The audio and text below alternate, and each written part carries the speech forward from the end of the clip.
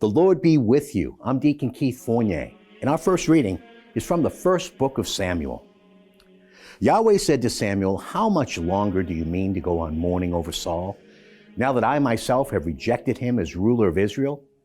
Fill your horn with oil and go. I am sending you to Jesse of Bethlehem, for I have found myself a king from among his sons." Samuel replied, "How can I go? When Saul hears of it, he will kill me." Yahweh then said, "Take a heifer with you and say, 'I have come to sacrifice to Yahweh.' Invite Jesse to the sacrifice, and I shall reveal to you what you must do. And you will anoint for me the one I indicate to you." Samuel did what Yahweh ordered and went to Bethlehem. The elders of the town came trembling to meet him and asked, "Seer, is your coming favorable for us?" "Yes," he replied. "I've come to sacrifice to Yahweh. Purify yourselves and come with me to the sacrifice." He purified Jesse and his sons and invited them to the sacrifice. When they arrived, he looked at Eliab and thought, "This must be Yahweh's anointed now before him." But Yahweh said to Samuel, "Take no notice of his appearance or his height, for I have rejected him. God does not see as human beings see. They look at appearances, but Yahweh looks at the heart." Jesse then called Abinadab and presented him to Samuel, who said, "Yahweh has not chosen this one either." Jesse then presented Shammah, but Samuel said, "Yahweh has not chosen this one either." Jesse thus presented 7 of his sons to Samuel. But Samuel said to Jesse, "Yahweh has not chosen these." He then asked Jesse, "Are these all the sons you have?" Jesse replied, "There is still one left, the youngest. He's looking after the sheep." Samuel then said to Jesse, "Send for him, for we shall not sit down to eat until he arrives." Jesse had him sent for.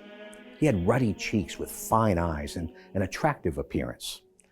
Yahweh said, "Get up and anoint him. He is the one." At this, Samuel took the horn of oil and anointed him, surrounded by his brothers.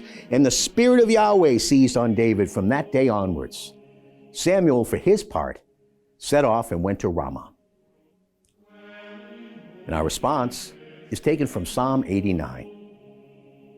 "I have found David my servant and anointed him with my holy oil. My hand will always be with him. My arm will make him strong. No enemy will be able to outwit him. No wicked man overcome him. So I shall make him my firstborn, the highest of earthly kings. I shall maintain my faithful love for him always. My covenant with him will stay firm." A reading from the Holy Gospel according to St. Mark. It happened that one Sabbath day, Jesus was taking a walk through the cornfields, and his disciples began to make a path by plucking ears of corn. And the Pharisees said to him, "Look, why are they doing something on the Sabbath day that is forbidden?" And he replied, "Have you not ever read what David did in his time of need, when he and his followers were hungry? How he went into the house of God when Abiathar was high priest, and ate the loaves of the offering, which only the priests are allowed to eat, and how he also gave some to the men with him. And he said to them, 'The Sabbath was made for man, not man for the Sabbath. So the Son of Man is master, even of the Sabbath.'" The Gospel of the Lord.